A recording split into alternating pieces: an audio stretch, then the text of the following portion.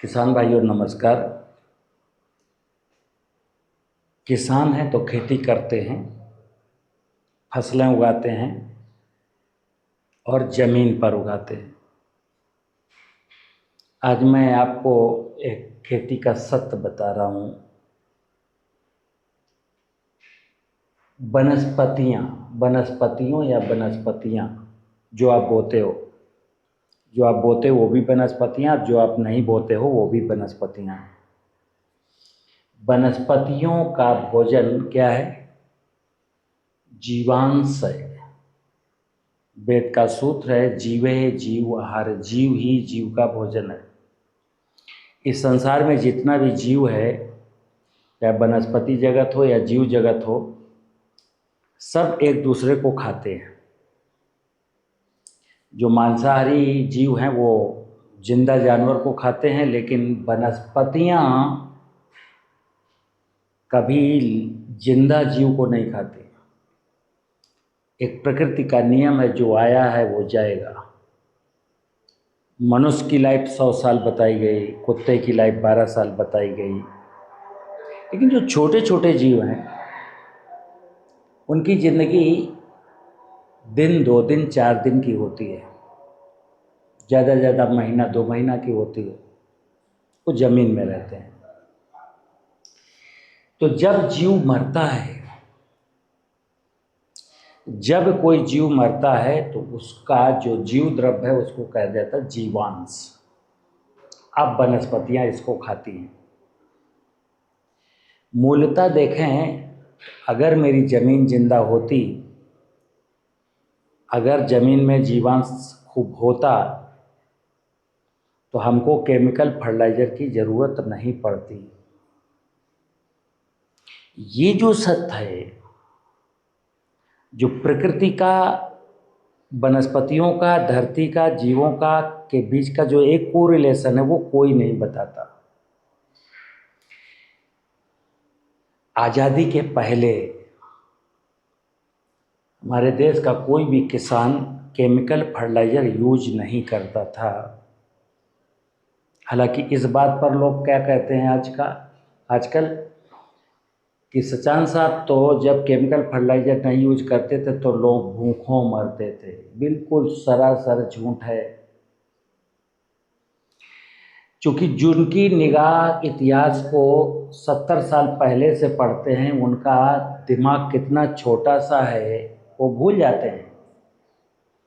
वो ये भूल जाते हैं कि 17वीं शताब्दी में भारत सोने की चिड़िया था, पुरोहित राष्ट्र था। 17वीं शताब्दी तक भारत दुनिया में 32% खाद्यान्न केवल भारत पैदा करता था। क्यों? क्योंकि तब मेरा जो खेत था उसमें जीवांश कार्बन की मात्रा 1% से अधिक थी। तब हम दुनिया भर को खाद्यान्न परोसते थे। फिर अंग्रेज़ों की पॉलिसी के कारण कुछ खेती में डिस्टर्बेंस आए, और जब मैं आज़ाद हुआ 1950 और 60 के दशक में सॉइल टेस्टिंग लेबोरेटरी खुल चुकी थी। उस समय का डाटा किसी भी प्रांत का उठा के देख लो तो जीवांश कार्बन 0.6% था, यानी घट गया।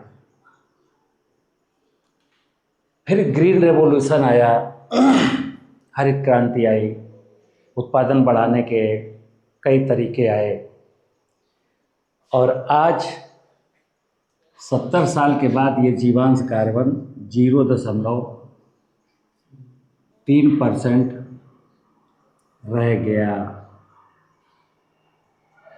हम कहते हैं धर्मो रक्षति रक्षता, धर्म बचेगा तो हम बचेंगे। मेरी नज़र में धर्म का मतलब धरती, धर्म का मतलब धरती है। धरती को बचाना ही प्राकृतिक खेती है। देखिए आप,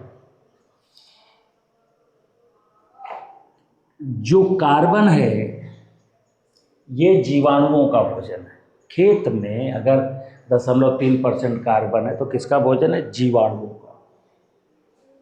लेकिन जीवाणु तो मैंने मार दिए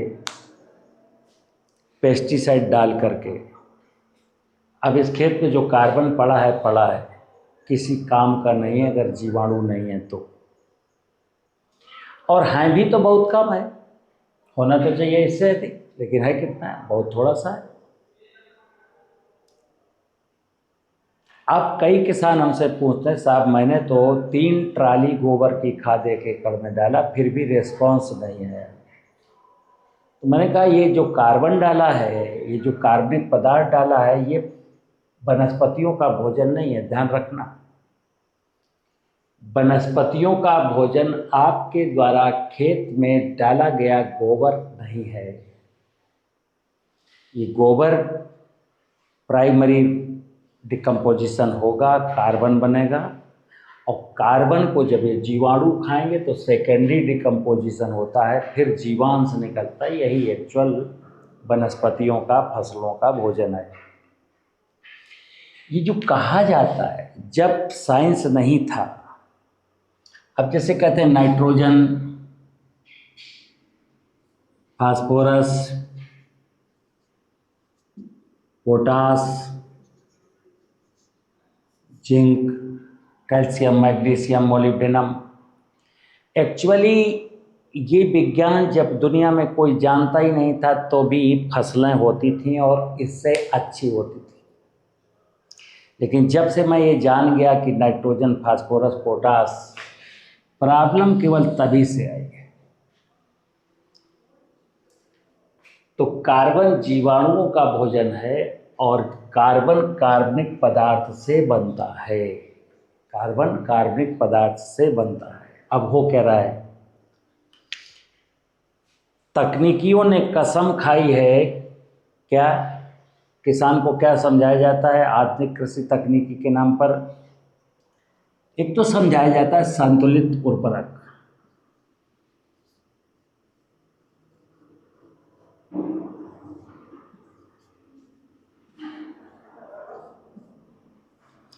देश का हर किसान पता है उसको कि धान में 120, 60, 40, गन्ने में 120, 180 और 80 और 60, इस प्रकार का NPK देना चाहिए। क्या NPK? Nitrogen, phosphorus, potash.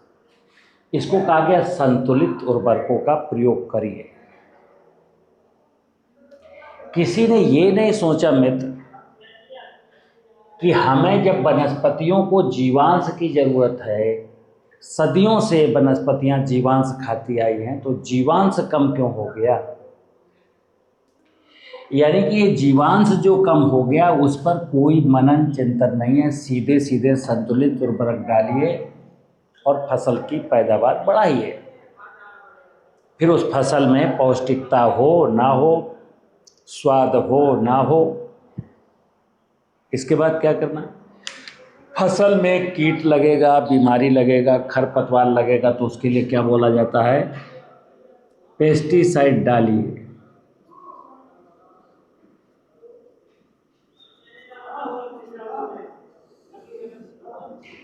खूब प्रचार प्रसार किया जाता है। ये फफूंदनाशक है, कीटनाशक है, खरपतवार नाशक खूब बन रहे हैं, धड़ल्ले से बिक रहे हैं, लोग डाल रहे हैं।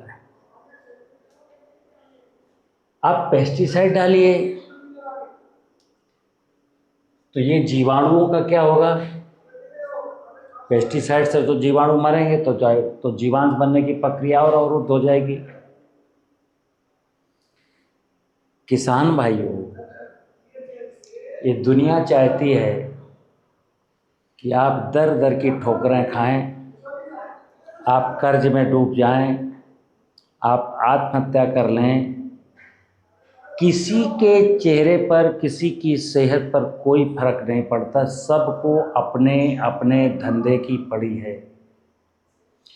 इसलिए नेचुरल फार्मिंग के बात पर, नेचुरल फार्मिंग के नाम पर मैं विनोद कुमार सचान आपको धरती का, खेती का, जीवन का वो सत्य बताता हूँ कि जिसको अगर आप समझ लेंगे तो उबर जाएंगे, कर्ज से उबर जाएंगे, लोग बीमारियों से उबर जाएंगे, लोग हंसने लगेंगे, मुस्कुराने लगेंगे। और यही मेरा लक्ष्य है, मनुष्य रूप धारण करके आने का लक्ष्य है कि मैं खुश रहूं और दूसरों को खुश रखूं।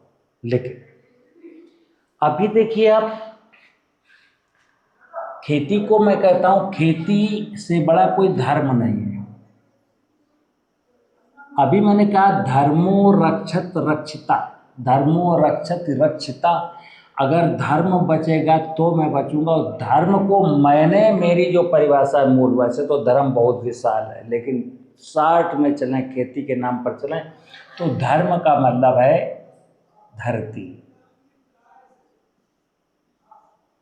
अगर धरती बचेगी तो मैं बचूंगा, धरती नहीं बची तो मैं नहीं बचूंगा। अब अज्ञानी लोग क्या कहेंगे, धरती कहाँ चली जा रही, धरती तो है ही है, धरती को क्या बचाने की जरूरत है, धरती कहाँ चली जाएगी, धरती को क्या हुआ। नहीं मित्र, धरती को हुआ, ये माँ है सस श्यामला, इस माँ की कुछ प्रॉपर्टीज हैं जो मैं अपने स्वार्थ, अपने लालच के लिए इसको खराब कर रहा हूँ। बैल से खेती ना करके ट्रैक्टर से खेती करने के बाद धरती की फिजिकल प्रॉपर्टीज नष्ट हो रही हैं। ये पेस्टिसाइड डालने के बाद ज़मीन में जो, धरती में जो जीव जंतु रहते थे वो मर रहे हैं, तो बायोलॉजिकल प्रॉपर्टीज वीक हो रही हैं। जिस ज़मीन की बायोलॉजिकल और फिजिकल प्रॉपर्टीज वीक हो जाएंगी, फिर उसमें कोई केमिकल प्रॉपर्टीज नहीं होगी। तभी देखिए आप, जब कोई केमिकल रिएक्शन धरती में होंगे ही नहीं तो क्या बिकेगा, humic acid, oleic acid, fulvic acid. ये एसिड का निर्माण कहाँ से होता है, जब खेत में कार्बनिक पदार्थ होता है, कार्बन होते हैं और सूक्ष्म जीवाणु होते हैं, तो ये सारे के सारे रस रसायन बनते हैं, फसलों को प्रॉपर डोज में मिलते हैं। जब ये जीवाणु होते हैं तो फसलों में कोई बीमारी नहीं लगती। ध्यान रखना आप, अगर किसी ज़मीन में बेनिफिशियल माइक्रोब्स हैं तो ज़मीन में जो बोई गई फसल है उसमें कोई भी भूमि जनित बीमारी नहीं लगती। धरती में जीवांश कार्बन 1% है तो कोई भी फर्टिलाइजर देने की जरूरत नहीं पड़ती। और एक अच्छी ज़मीन से जब कोई भोजन मिलता है तो भोजन में स्वाद होता है, भोजन में पूरी की पूरी पौष्टिकता होती, तो यहाँ कोई मनुष्य बीमार नहीं होता। इस भोजन का जो खेत में उगा है, अनाज मैंने खाया, भूसा पशुओं ने खाया, तो भूसा खा करके कोई भी पशु बीमार नहीं होता। जब धरती माँ बीमार होती है तो फसल बीमार होती है, फिर मनुष्य बीमार होता है, फिर पशु भी बीमार होता है। तो एक साजिश के तहत धरती को बीमार किया गया, धरती को कमज़ोर किया गया। मैं डंके की चोट के साथ कहता हूँ कि ये खुल्लम खुल्ला साजिश थी कि किसान की ज़मीन कैसे लुट जाए, पिट जाए, जीवांश कार्बन कम हो जाए, बंजर हो जाए, क्योंकि तभी तो सब के सब लोगों के धंधे चलेंगे। किसान भाइयों, आपको अपने धंधे की, अपने जीवन की, अपने खुशियों की परवाह ही नहीं है, कुछ समझना ही नहीं चाहते। झोला उठाते हैं, जेब में पैसा डालते हैं, लेने चल देते हैं पेस्टिसाइड। ट्रैक्टर उठाते हैं, पैसा डालते हैं, लेने चल देते हैं डीएपी, यूरिया, पोटास। ढूंढते हैं अच्छा बीज, प्लांटिंग मटेरियल अच्छा कहाँ मिलेगा। ये जो आपके दिमाग में गलतफहमी भर गई है कि अच्छे बीज से, अच्छे फर्टिलाइजर से, अच्छे पेस्टिसाइड से अच्छी पैदावार हो रही है, हो सकता है हो जाए, लेकिन वो पैदावार खा करके आप मरेंगे। दूसरा, वर्तमान में जो किसान ये वाली टेक्निकल खेती कर रहा है केमिकल आधारित, उससे क्या हुआ, देश का कोई भी किसान जो खेती पर आश्रित है, मैं क्लियर कट बोल दूं, जिस किसान के घरों में एक आध बच्चा सरकारी नौकरी में चला गया, उनके हालात अच्छे हैं। या जिस किसान का एक बेटा किसी राजनीति में चला गया है, किसी भी पद पर चला गया है, उसके यहाँ कोई दिक्कत नहीं है। से जितने भी किसान हैं जो विशुद्ध रूप से खेती पर निर्भर हैं, उनकी सबकी स्थिति बहुत भयावह है। वो सब कर्ज में डूबे हैं और कर्ज से उबरने के लिए वो, मैंने कहा धर्म, तो किसान से क्या कराया जा रहा है? अधर्म। जैसे इस धरती पर जितने भी जीव जंतु वन वनस्पतियां हैं, उनमें से किसी भी जीव को, किसी भी वनस्पति को मारने का मुझको कोई राइट नहीं है। प्रकृति करेगी। प्रकृति का मतलब है परमात्मा करेगा, भगवान करेगा, जो कुछ करना है अच्छा या बुरा। मैं नहीं करूँगा। मुझे क्या करना है? मुझे धरती माँ को बचाना है, धरती माँ की मेड़ बनानी है, धरती माँ पे पेड़ लगाने हैं, किसी भी खरपतवार को मारना नहीं है, किसी भी कीड़े को मारना नहीं है। ये प्रकृति स्वतः सब कुछ कर लेती है। मैं इतना इसलिए बोल लेता हूँ क्योंकि मैंने प्रकृति को नज़दीक से जाकर के पूरे 5 साल मैंने प्रकृति को पढ़ा है। 5 साल में हर संडे सैटरडे छुट्टी के दिनों में मैं जंगल जा कर के अध्ययन करके आया। और मैं चैलेंज के साथ कहता हूँ, जंगल में मेरे साथ कोई चल सकता है। दुनिया का, देश का सबसे बुद्धिजीवी साइंटिस्ट चलते हैं जंगल। और जंगल में ढेर सारी ज़मीन के ऊपर ग्रासेस खड़ी हैं, 10, 15, 20 प्रकार की, 5, 10 प्रकार की झाड़ियां हैं, 3, 4 प्रकार के बड़े बड़े विशाल वृक्ष हैं। मुझको उसमें दिखाइए कि किसी भी वनस्पति में कोई कीट लगा है, किसी भी वनस्पति में कोई बीमारी लगी है। क्या बीमारी फैलाने वाले पैथोजन वहाँ नहीं है? हैं। क्या वहाँ पत्ती खाने वाला कीड़ा नहीं है? है। लेकिन उसको कंट्रोल करने की एक सुनियोजित प्रकृति की व्यवस्था भी विद्यमान है, क्योंकि मनुष्य ने वहाँ कोई दखलंदाजी, छेड़छाड़ नहीं की। लेकिन इंसान ने, किसान ने अपने 10 एकड़ 5 एकड़ की ज़मीन में तकनीकियों के कहने पर, मेरे फोर फादरों ने ऐसा कुछ नहीं किया, लेकिन इस पीढ़ी के लोगों ने टेक्नोलॉजी के नाम पर धरती को, प्रकृति को, जल को, बायोडाइवर्सिटी को, सबको बर्बाद कर दिया। मित्र, हकीकत में जो खेती है वो सनातन है।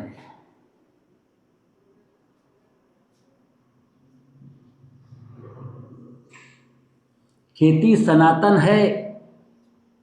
खेती में मैं फसल बोता हूँ, खेत में बीज बोता हूँ, धरती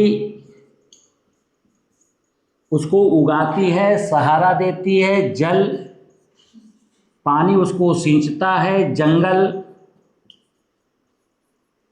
और जीव उस फसल को पालते हैं। जल, जमीन, जल, जंगल और जीव, ये सनातन है। यही प्रकृति है, यही परमात्मा है, यही दुनिया है, यही जीवन है, यही धर्म है। धरती की उर्वरता को बचाना, वर्षा के पानी का संरक्षण करना या भूगर्भ जल का दोहन कम करना, जंगल को बचाना, जीव जंतुओं को बचाना, यही धर्म है, यही खेती। यदि मैंने ज़मीन की फर्टिलिटी को बचा लिया, जल को बचा लिया, जंगल को बचा लिया, जीव को बचा लिया, तो आप बीज बो के चले आना, कहानी खत्म। आपको कहीं ताकने झांकने की जरूरत नहीं है। लेकिन ये वाली बात अगर किसी को समझ में नहीं आती है तो फिर मैं बता दूं, आप तकनीकी के भरोसे अगर बैठे रहे, एग्रीकल्चर साइंस के भरोसे अगर आप हाथ में हाथ रख कर के बैठे रहे और यूं ही जो कहा जाता है वो करते रहे, तो मैं लिख के दे रहा हूं कि विदिन 10 ईयर हमारी ही नज़रों के सामने मेरे ही बच्चे तड़प रहे होंगे। दूषित पानी पी करके, दूषित खाना खा करके, कैंसर की बीमारी लेकर के हम नोट कमाने में लगे रहिए। केवल यूं ही सारी दुनिया कागज का नोट गिनती रहे, और जब आँख खुलेगी तो पाएंगे कि आपका सब कुछ लुट चुका है। इसलिए मित्र, खेती धर्म है, धर्म का मतलब धरती है।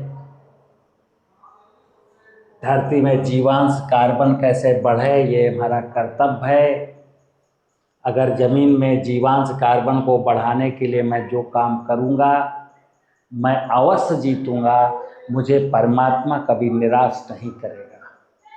लेकिन जो व्यक्ति कागज़ के नोट के आगे अंधा हो करके धरती की फर्टिलिटी को लूटेगा, धरती के नीचे भूगर्भ जल का दोहन करेगा, वृक्ष को काटेगा, लगाएगा नहीं, पेस्टिसाइड लेकर के खरपतवारों को, कीट पतंगों को मारेगा, ये सारा काम अधर्म का है। और इसके बाद क्या होता है? कहते हैं कर्म का फल मीठा होता है, कुकर्म का फल मीठा नहीं होता। कुकर्मों का फल बहुत कड़वा होता है, जिसको आप बर्दाश्त नहीं कर पाएंगे। नमस्कार।